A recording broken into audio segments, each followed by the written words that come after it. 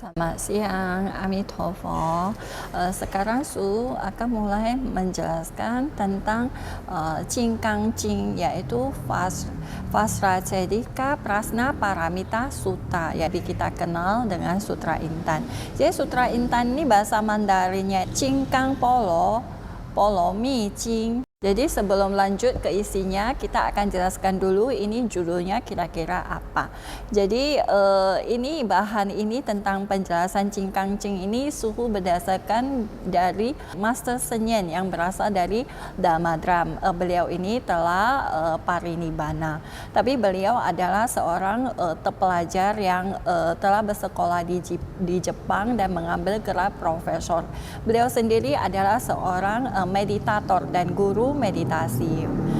Vihara mereka adalah vihara aliran Chan atau aliran Zen. Jadi Su merasa lebih tepat mengambil penjelasan beliau karena Cingkang Poro Polomito Cing Sutra Intan ini agak sulit untuk dijelaskan. Pertama kita harus mengerti bahasa Mandarin itu sendiri, bahasa ini.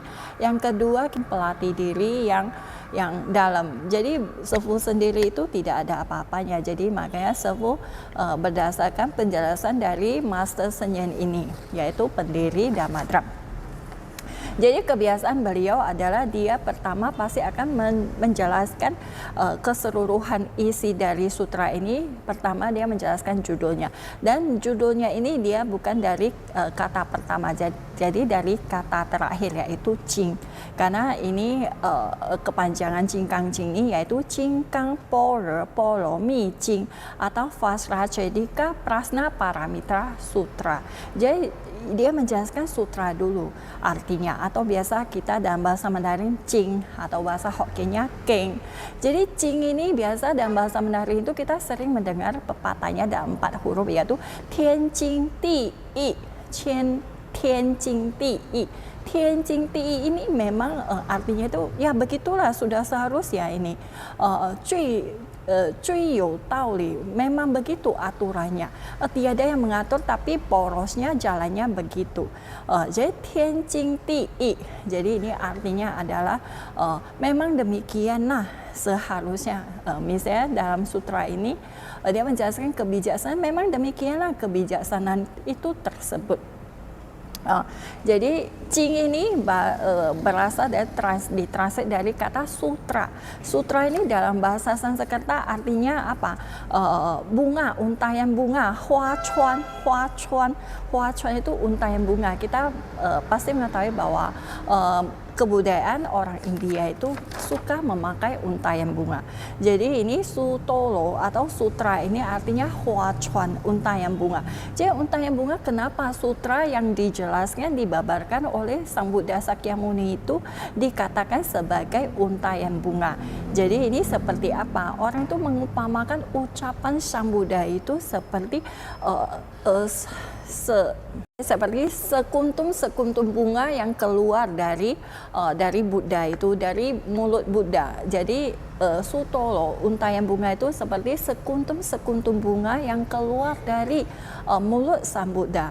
Jadi makanya ucapan Sang Buddha itu dirangkai, diuntai menjadi sebuah buku atau dikumpulkan, jadi disebut untayan bunga atau sutolo atau sutra atau Keng.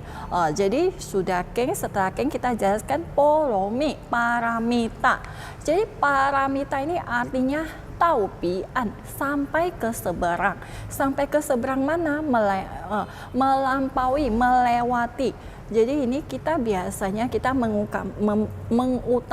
mengupamakan seperti dari seberang sini, dari sini, tepi sini, menyeberang ke tepi sana. Jadi tepi sini itu apa? Tepi sini adalah lautan penderitaan. Jadi di sini tepinya ini penderitaan. Kita menyeberang menuju, meninggalkan penderitaan ini menuju kebahagiaan. Jadi paramita itu artinya menyeberang dari tempat yang menderita ke tempat yang tiada penderitaan. Jadi seperti kita kebiasaan, mungkin kita kebiasaan Mahayana itu kita biasa bilang, oh kita mau cautu, mau menyeberangkan, kita ke sana ada keluarga yang meninggal, ada teman yang meninggal, ada orang kita meninggal, ayo kita baca keng, ayo kita mendaraskan sutra gitu supaya apa? Supaya cautu, supaya menyeberangkannya. Jadi maksudnya itu menyeberangkan dia dari alam sekarang ini ke alam bahagia.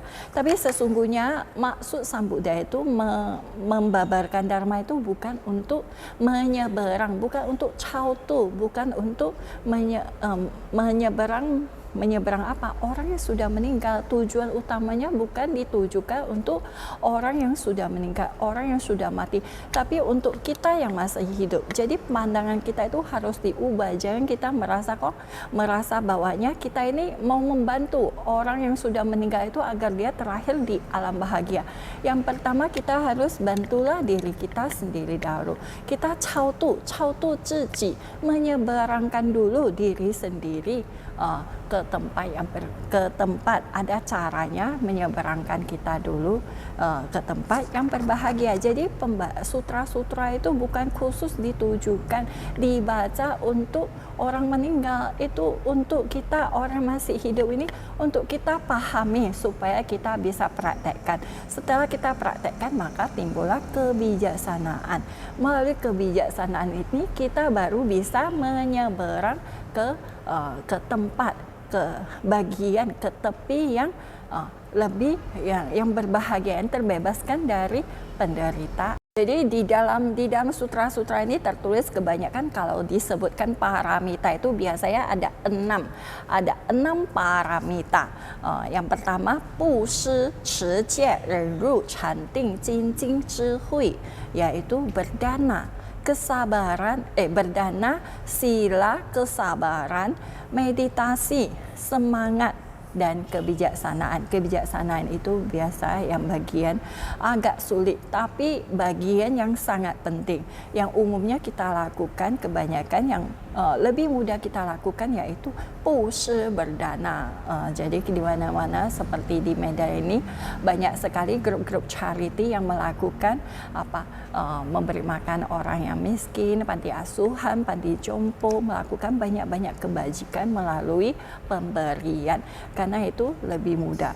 Tapi sesungguhnya untuk mencapai kebahagiaan, untuk mencapai seberang ke tempat yang berbahagia itu kita harus menggunakan apa? Menggunakan zhihui, menggunakan kebijaksanaan. Kalau hanya kita berdana saja itu belum bisa kita untuk terlepas dari penderitaan. Seperti yang sering kita dengar, kenapa orang ini telah melakukan banyak kebajikan, tapi kenapa dia jadi pindah agama? Oh, orang ini suka dia sudah menjalankan sila, dia sering menjalankan sila bervegetarian. Tapi kenapa setelah dia mendapatkan penderitaan atau mendapatkan bencana, kenapa dia jadi tidak yakin terhadap sila yang telah dia jalankan atau terhadap tekad dia untuk bervegetarian? Mengapa? Karena tiada kebijaksanaan, kebijaksanaannya tidak dikembangkan. Hanya kemurahan hatinya atau niatnya itu untuk menjalankan sila. Jadi kita harus belajar mengembangkan, memunculkan hati kebijaksanaan kita, baru kita bisa benar-benar meninggalkan penderitaan. Kalau tidak, kita hanya setelah kita melompat ke lubang ini, kita terjatuh ke lubang ini, kita ditolong, kita keluar, tapi kita masih bisa terjatuh di lubang yang sama. Kenapa? Karena tiada kebijaksanaan untuk bisa melihat fenomena dunia ini. Karena kemelekatan kita, karena pandangan kita yang menganggap bahwa hal-hal di dunia ini yang sesungguhnya bukan sebetulnya kita anggap dia adalah yang sesungguhnya.